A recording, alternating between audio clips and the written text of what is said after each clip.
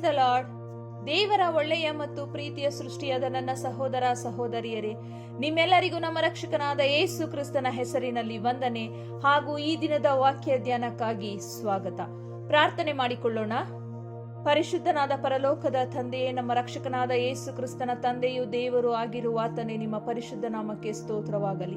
ಅಪ್ಪ, ಈ ದಿನದ ವಾಕ್ಯ ಭಾಗದಲ್ಲಿ ನೀವು ನಮ್ಮ ಜೊತೆಯಲ್ಲಿದ್ದು ಕರ್ತನೆ, ಯಾರ್ಯಾರ ಹೃದಯದಲ್ಲಿ ನೀನು ಮಾತನಾಡಬೇಕು ಸ್ವಾಮಿ, ಅವರೆಲ್ಲರೊಟ್ಟಿಗೆ ಸತ್ಯದ ಆತ್ಮನ ಮುಖಾಂತರ ಮಾತನಾಡಿ ನಮ್ಮೆಲ್ಲರ ಆತ್ಮಿಕ ಕಣ್ಣುಗಳನ್ನು ತೆರೆಸಿ ನಿಮ್ಮ ಚಿತ್ತದಂತೆ ನಮ್ಮನ್ನು ನಡೆಸಬೇಕಾಗಿ ಯೇಸುವಿನ ಹೆಸರಿನಲ್ಲಿ ಬೇಡಿ ಹೊಂದಿದ್ದೇವೆ ನಮ್ಮ ತಂದೆಯೇ, ಆಮೆನ್. ಕರ್ತನಲ್ಲಿ ಪ್ರಿಯರೇ, ಇಂದಿನ ವಾಕ್ಯ ಧ್ಯಾನ, ಇನ್ನು ಮುಂದೆ ಪಾಪ ಮಾಡಬೇಡ.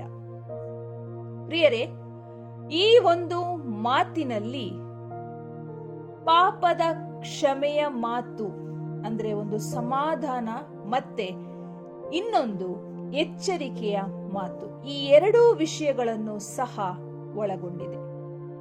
ಸಮಾಧಾನದ ಮಾತು ಅಂತ ಯಾವಾಗ ಅನಿಸುತ್ತೆ ಅಂದ್ರೆ, ಪಾಪ ಮಾಡಿದವರು ತಮ್ಮ ಪಾಪದ ಅರಿವು ಉಂಟಾಗಿ ಪಶ್ಚಾತ್ತಾಪದ ಮನಸ್ಸಿನಿಂದ ಮನ ಮುರಿದವರಾಗಿ ದಾರಿ ಕಾಣದೆ ಒದ್ದಾಡುವವರಿಗೆ ಈ ಮಾತು ಸಮಾಧಾನದ ಮಾತು ಅಂತ ಅನಿಸುತ್ತೆ.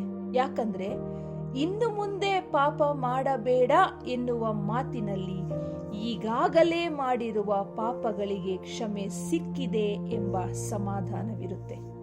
ಮತ್ತೆ ಎಚ್ಚರಿಕೆಯ ಮಾತು ಅಂತ ಯಾವಾಗ ಅನಿಸುತ್ತೆ ಅಂದ್ರೆ, ಪಾಪಕ್ಕೆ ಪಶ್ಚಾತ್ತಾಪ ಪಟ್ಟು ಆ ಪಾಪಕ್ಕೆ ಕ್ಷಮೆ ಸಿಗದೇ ಇದ್ದು ಅದರಿಂದ ಅನುಭವಿಸಿದಂತಹ ನರಕದಂತಹ ವೇದನೆಯಲ್ಲಿ ಮತ್ತೆ ಬೀಳದಂತೆ ಎಚ್ಚರಿಸುವಂತದ್ದಾಗಿದೆ.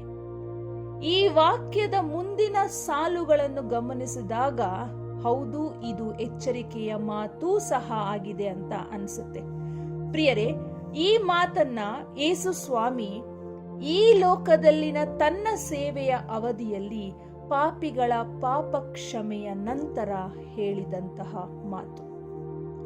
ಯೋಹಾನನು ಬರೆದ ಸುವಾರ್ತೆ 5ನೇ ಅಧ್ಯಾಯ 6ನೇ ವಚನದಿಂದ ಮುಂದುವರೆದು ನಾವು ನೋಡೋದಾದ್ರೆ, ಯೆರೂಸಲೇಮಿನಲ್ಲಿ ಕುರಿ ಅಗಸೆ ಬಾಗಿಲಿನ ಹತ್ತಿರದಲ್ಲಿದ್ದ ಒಂದು ಕೊಳವಾದ ಬೇತ್ಸತಾ ಎಂಬ ಕೊಳದ ಬಳಿ 38 ವರ್ಷಗಳಿಂದ ರೋಗದಲ್ಲಿ ಬಿದ್ದಿದ್ದಂತಹ ಒಬ್ಬ ವ್ಯಕ್ತಿಯನ್ನ ಯೇಸು ಸ್ವಾಮಿ ನೋಡ್ತಾರೆ.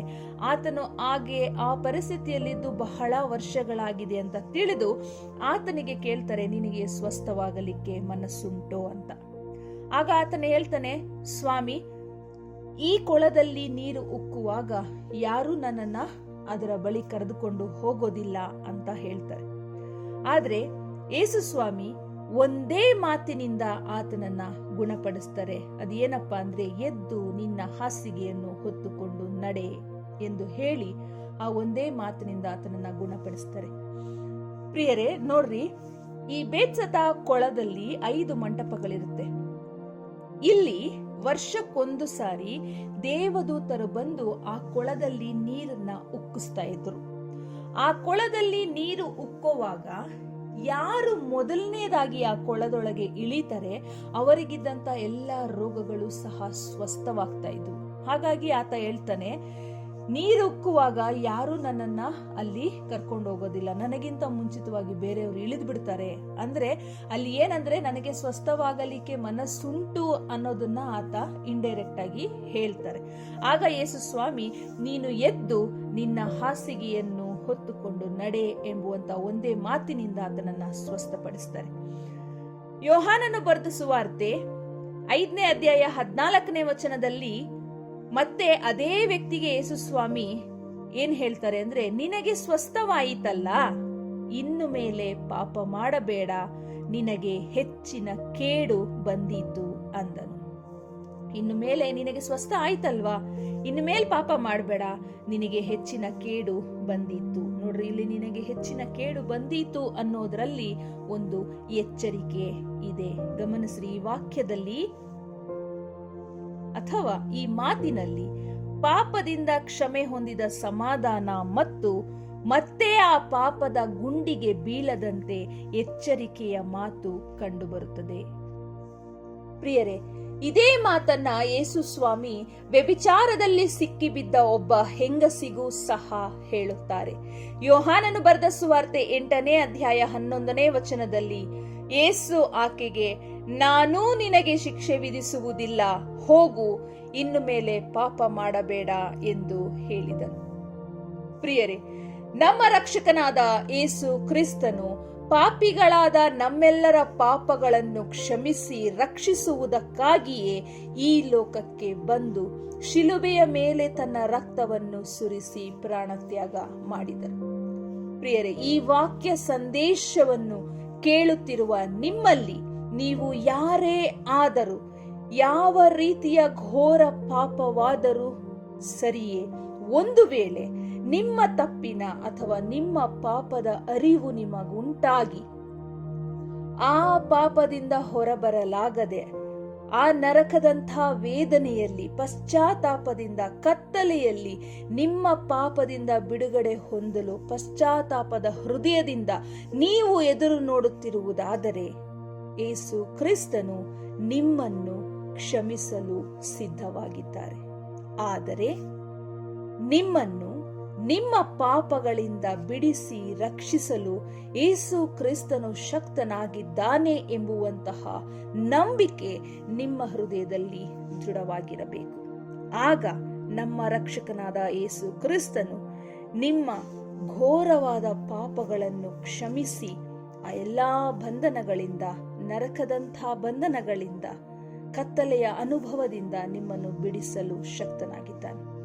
1ನೇ ಯೋಹಾನ 1ನೇ ಅಧ್ಯಾಯ 9ನೇ ವಚನದಲ್ಲಿ ಈ ರೀತಿಯಾಗಿ ಬರೆಯಲ್ಪಟ್ಟಿದೆ, ನಮ್ಮ ಪಾಪಗಳನ್ನು ಒಪ್ಪಿಕೊಂಡು ಅರಿಕೆ ಮಾಡಿದರೆ ಆತನು ನಂಬಿಗಸ್ತನೂ ನೀತಿವಂತನೂ ಆಗಿರುವುದರಿಂದ ನಮ್ಮ ಪಾಪಗಳನ್ನು ಕ್ಷಮಿಸಿ ಬಿಟ್ಟು ಸಕಲ ಅನೀತಿಯನ್ನು ಪರಿಹರಿಸಿ ನಮ್ಮನ್ನು ಶುದ್ಧಿ ಮಾಡುವನು.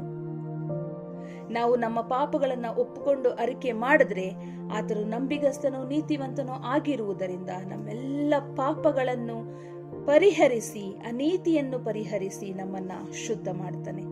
1ನೇ ಯೋಹಾನ 2ನೇ ಅಧ್ಯಾಯ 1ನೇ ವಚನದಲ್ಲಿ ಈ ರೀತಿಯಾಗಿ ಬರೆಯಲ್ಪಟ್ಟಿದೆ, ಯಾವನಾದರೂ ಪಾಪ ಮಾಡಿದರೆ ತಂದೆಯ ಬಳಿಯಲ್ಲಿ ನೀತಿವಂತನಾದ ಯೇಸು ಕ್ರಿಸ್ತನೆಂಬ ಸಹಾಯಕನು ನಮಗಿದ್ದಾನೆ.